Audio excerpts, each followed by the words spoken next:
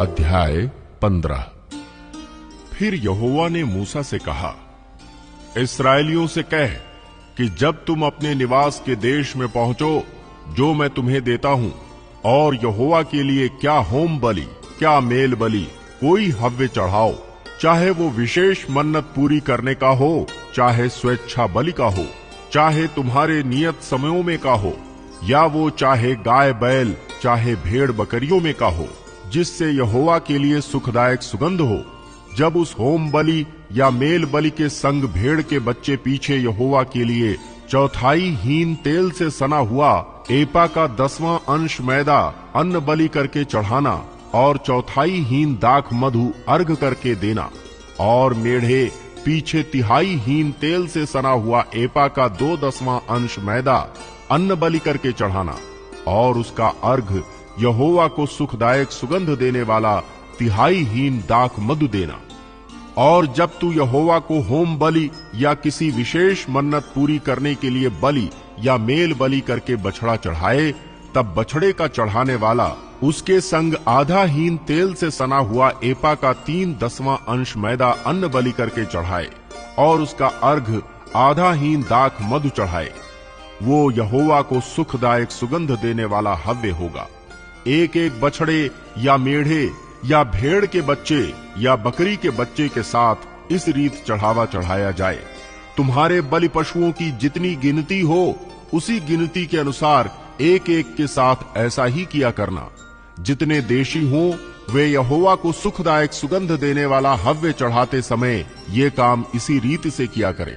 और यदि कोई परदेशी तुम्हारे संग रहता हो, या तुम्हारी किसी पीढ़ी में तुम्हारे बीच कोई रहने वाला हो, और वो यहोवा को सुखदायक सुगंध देने वाला हव्य चढ़ाना चाहे, तो जिस प्रकार तुम करोगे उसी प्रकार वो भी करे। मंडली के लिए अर्थात तुम्हारे और तुम्हारे संग रहने वाले परदेशी दोनों के लिए एक ही विधि हो। तुम्हारी पीढ़ी पीढ़ी में ये सदा की विधि ठहरे कि जैसे तुम हो वैसे ही परदेशी भी यहोवा के लिए ठहरता है। तुम्हारे और तुम्हारे संग रहने वाले परदेशियों के लिए एक ही व्यवस्था और एक ही नियम है। फिर यहोवा ने मूसा से कहा, इस्राएलियों को मेरा ये वचन सुना कि जब तुम उस देश में पहुंचो जहां मैं तुमको लिए जाता हूं, और उस देश की उपज का अन्न खाओ, तब यहोवा के लिए उठाई हुई भेंट चढ़ाया करो। अपने पहले गूंधे हुए आटे की एक पपड़ी उठाई हुई भेंट करके यहोवा के लिए चढ़ाना। जैसे तुम खलिहान में से उठाई हुई भेंट चढ़ाओगे, वैसे ही उसको भी उठाया करना। अपनी पीढ़ी पीढ़ी में अपने पहले गूंधे हुए आटे में से यहोवा को उठाई हुई भेंट दिया करना। फिर जब तुम इन सब आज्ञाओं में से जिन्हें यहोवा ने मूसा को दिया है, किसी का उल्लंघन भूल से करो, अर्थात जिस दिन से यहोवा आज्ञा देने लगा और आगे की तुम्हारी पीढ़ी पीढ़ी में उस दिन से उसने जितनी आज्ञाएं मूसा के द्वारा दी हैं, उसमें यदि भूल से किया हुआ पाप मंडली के बिना जाने हुआ हो, तो सारी मंडली यहोवा को सुखदायक सुगंध देने वाला होम बलि करके एक बछड़ा और उसके संग नियम के अनुसार उसका अन्न बलि और अर्घ चढ़ाए, और पाप बलि करके एक बकरा चढ़ाए। तब याजक इस्राएलियों की सारी मंडली के लिए प्रायश्चित करे, और उनकी क्षमा की जाएगी, क्योंकि उनका पाप भूल से हुआ, और उन्होंने अपनी भूल के लिए अपना चढ़ावा अर्थात यहोवा के लिए हव्य और अपना पाप बलि उसके सामने चढ़ाया। इसलिए इस्राएलियों को सारी मंडली का और उसके बीच रहने वाले परदेशी का भी वो पाप क्षमा किया जाएगा, क्योंकि वो सब लोगों के अनजान में हुआ। फिर यदि कोई प्राणी भूल से पाप करे, तो वो 1 वर्ष की एक बकरी पाप बलि करके चढ़ाए, और याजक भूल से पाप करने वाले प्राणी के लिए यहोवा के सामने प्रायश्चित करे। अतः इस प्रायश्चित के कारण उसका वो पाप क्षमा किया जाएगा। जो कोई भूल से कुछ करे, चाहे वो इस्राएलियों में देशी हो, चाहे तुम्हारे बीच परदेशी होकर रहता हो, सबके लिए तुम्हारी एक ही व्यवस्था हो। परंतु क्या देशी क्या परदेशी, जो प्राणी ढिठाई से कुछ करे, वो यहोवा का अनादर करने वाला ठहरेगा, और वो प्राणी अपने लोगों में से नष्ट किया जाएगा। वो जो यहोवा का वचन तुच्छ जानता है और उसकी आज्ञा का टालने वाला है, इसलिए वो प्राणी निश्चय नष्ट किया जाए, उसका अधर्म उसी के सिर पड़ेगा।